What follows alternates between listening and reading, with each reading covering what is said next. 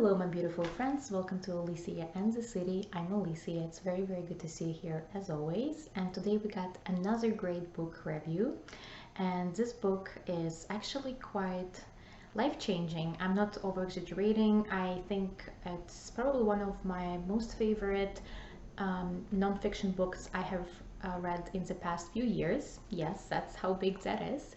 And I actually want to just point out I don't really like non-fiction books unless they're like really good and they actually give me a good tangible value. And what I like about this book is that this book kind of cuts all the bullshit, and yes, it provides entertainment, but it also provides lots of value. So if you're intrigued, without further ado, let's dive in. And the book we are talking about today is How to Fail at Almost Everything and Still Win Big by Scott Adams. And if you guys don't know who Scott Adams is, he is a cartoonist. He is a creator of Dilbert. And I know it's quite internationally known, but unfortunately I haven't heard about Dilbert cartoon before. But I heard about Scott Adams, and I think I even watched a couple of his YouTube videos. He has a YouTube channel, so if you guys are interested, you can look him up. He does like very interesting sort of philosophical, relevant subjects with a cup of coffee. So it's sort of like, you know, you're talking to a friend. Yeah, he's quite an interesting person, but I was very intrigued by this book because just to give you a little bit about Scott Adams. So before he became a successful cartoonist, he failed at many things. And as you can guess, now being a famous multimillionaire and, you know, by all means a successful person, he learned quite a lot from those failures, and he actually shares it in this book. And it's not like a very typical autobiography where, you know, I've been there, done that. It's more. And another thing to mention is that Scott Adams is a public speaker, and you can imagine that one day he wakes up and he lost his voice, and actually for over 2 years he didn't have any voice. He couldn't say anything, and for a person who makes money publicly speaking, I don't think that's a good thing. And the craziest part is that nobody ever heard about his condition, so he researched it quite a lot, and he actually traveled around the world to see multiple specialists, and nobody could really help him out up until he found this one doctor. But I'm not gonna get any more into this whole story because he actually describes it in the book, and you know, I'm not a very great reteller of someone else's story, so I would rather have you read about his experience and how actually he gained back his voice, which is truly fascinating and inspiring. But I don't want to go into the whole his life story, because yes, it's important to the story, but what I really want to talk about is the values this book provides. So he actually gives you attainable strategies, sort of things he learns throughout his lifetime, and something which actually you can use in your everyday life. And I find it very helpful because a lot of those self-help books don't really give you any kind of practical advice. They just tell you, well, stay away from coffee, sleep well, be productive. Well, how to do all of those things? Yes, I know I have to be more productive and I have to be more healthy, but doesn't really give me any kind of advantage, doesn't really give me any kind of strategy. But this book does. So first thing I want to point out is that, as I mentioned, Scott Adams went through multiple failures. So he failed at 2 careers. Each one of them he had for over 8 years. So you can imagine it's not like, you know, he worked there for several months and then like, oh, well, that didn't work out too bad. Like 8 years, so 16 years in total. That's quite a lot. He also opened up multiple businesses, including some startups and some interesting projects he was very passionate about. So I can see that, you know, Scott Adams, deep in heart, he's like a very entrepreneurial person. But even, you know, when you have passion for those kind of things, it's not enough, and sometimes you fail. But he has a very optimistic outlook on life, which I think saved him quite a lot. Because if I failed, even like, in one of those things, I would probably sit in the corner and just cry and say that I don't want to do it with that. I just want to be miserable. But I don't remember who said it. I think it was Churchill who said that success is basically going from failure to failure without losing enthusiasm. And it actually took me quite a while to understand the meaning of this phrase. I think I agree. It doesn't mean that you have to fail at absolutely everything, but what it means is that it's okay to fail because that's how you learn, and you never know those where those skills you learned and that experience and that network connections you gained through your previous failures are going to be useful for you in the future. So that's something I think we all should keep in mind. Another thing to point out is that Scott Adams is not a goal-oriented person. He is a system-oriented person, and that's something I've been hearing for quite a while now. And actually, I made it my priority for this year, 2021, to create systems for myself, not goals. And I mean, I don't want to do it for just this year. I just want to change my whole approach on how I sort of plan out my life, because I tend to think of myself as a goal-oriented person, and it makes me miserable because let's say I have 10 items on my agenda and I only cross out 7, so I have like 3 left per day, and it makes me quite miserable because I feel like a loser. I feel like I didn't put enough effort into fulfilling those extra 3 points. Whereas, well, look at me. I actually got 7 things done. So yay, I need to celebrate, but I don't, because that's not how our brain works. And what is systems? So systems are sort of like your goals, or let's say your dreams, somewhere you want to be, some kind of a lifestyle you want to have. So for example, you want to be healthy, right? So rather than creating a goal for yourself that you want to lose 5 pounds in 2 months, maybe you should create a system where you can make healthier diet choices and you exercise regularly and you actually enjoy doing so, because we are very wired pretty much from our birth that we have to get to the next thing, and the second we achieve it, we have to move on. I struggle with it quite a lot, and that's how society sort of raised me. I feel like with millennials it's especially accurate, like we constantly going on to the next big thing.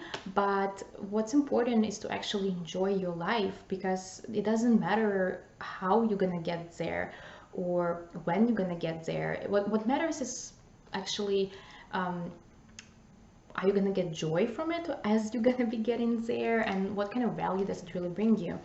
So yeah, that's actually quite interesting. And for example, for him, he always wanted to be a successful cartoonist, but given he didn't have any art education or anything like that, he didn't know how it would happen, but he knew it will. And basically what saved him, because he had this system where he knew, like, yes, that's where I want to be, and every day he would wake up and he would tell himself, today is the day, even though if today is not the day, eventually it will be true. And like another thing I think a lot of people fail at, that they say, oh, I want to meet my soulmate by this date, and then like this date comes, nothing happens, they get pretty miserable, they give up. But what if they meet their soulmate literal next day? Does it mean that they are failures? Of course not. So that's why goals don't really work, or at least not the way how we see them.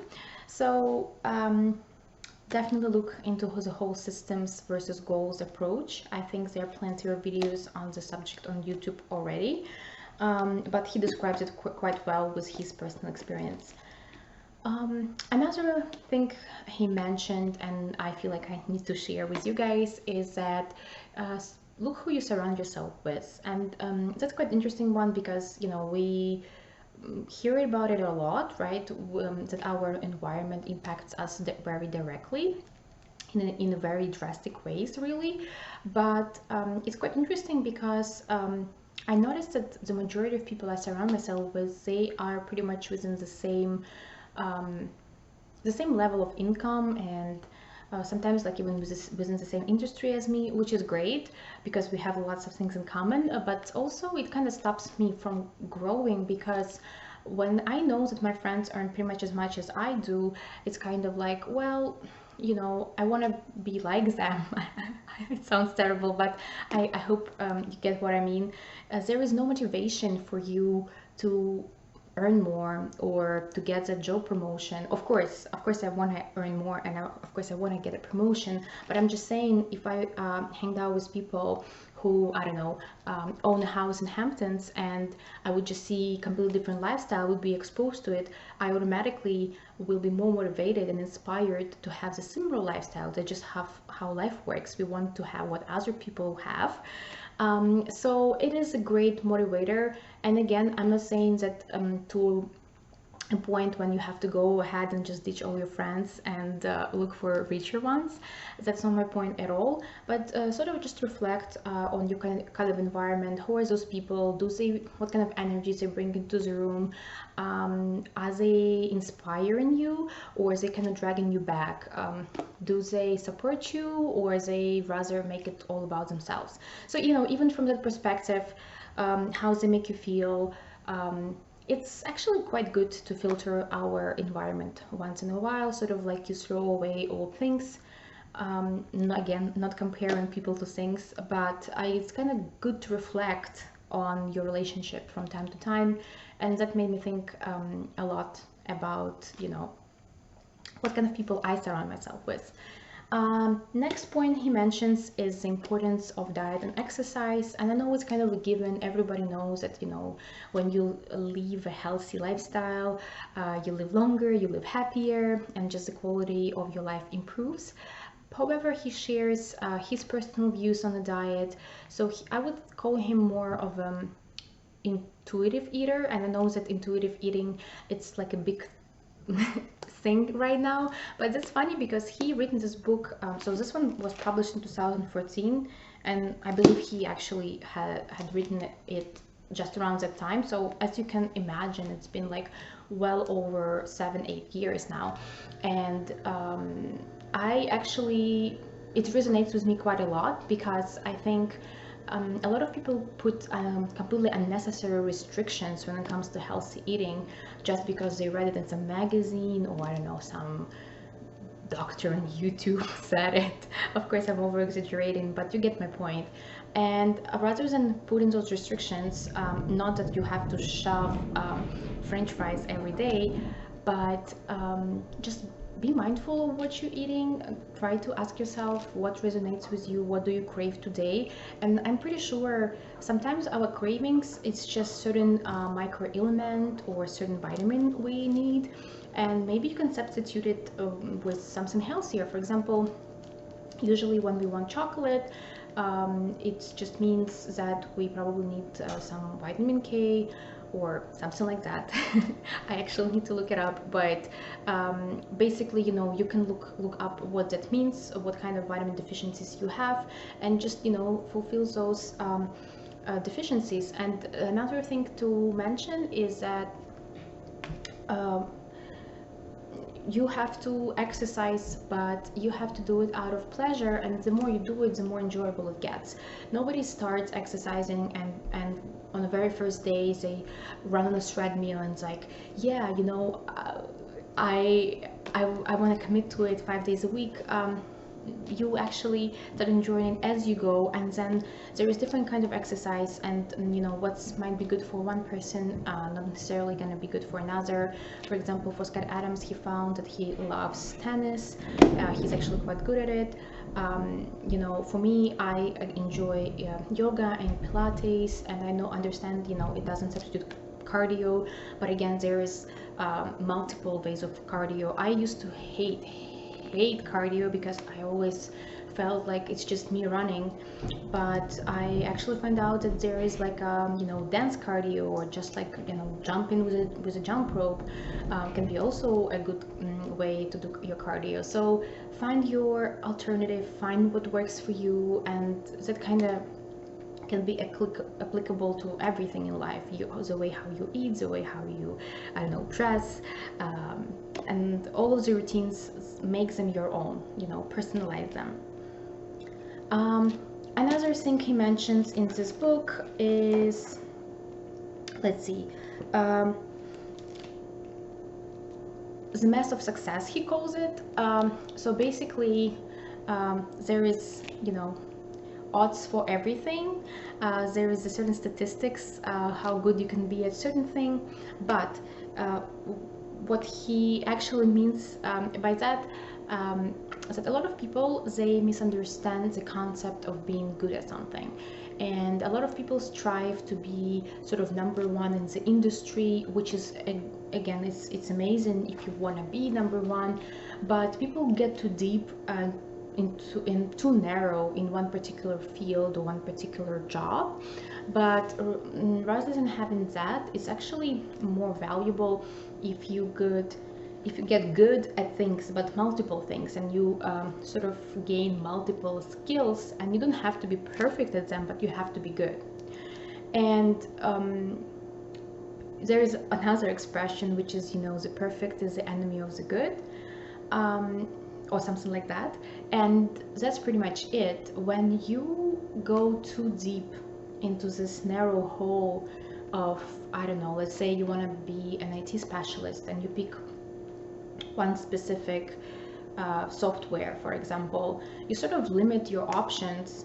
And yes, you are very good at that, but then when people hire you, they also look at your soft skills. They look at how you communicate with people. Are you a good team member? Are you a leader? Or what's your level of grammar? And again, not to say that those skills necessarily gonna be beneficial at your specific job, but just try to think about, what are the ways how you can enrich yourself, your personal life, your professional life, just overall your lifestyle.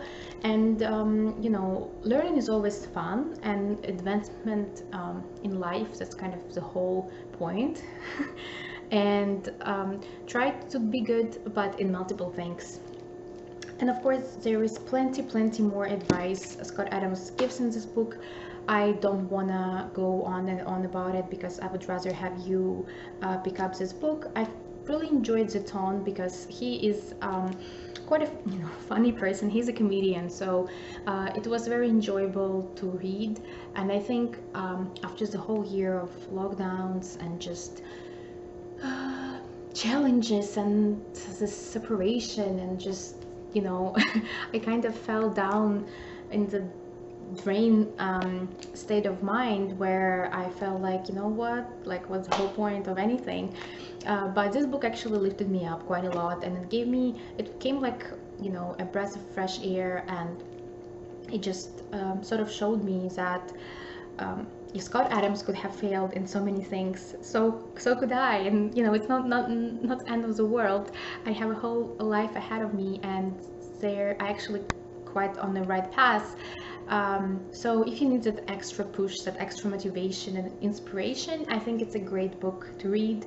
I will be curious to read his other books. He has quite many, but this one is like a very good motivator with a practical advice, with practical strategies on how to increase your life, or how to improve your life. So if you guys enjoyed this video, please don't forget to give me a big thumbs up, because that gives me motivation and inspiration to record more for you. Also, please don't forget to subscribe to my channel. I try to post videos at least twice a week. And also don't forget to leave a comment down below if you enjoyed this video, and please give me recommendations of the books you think I might enjoy. I always enjoy reading those, and I will see you in my next videos. Bye bye now.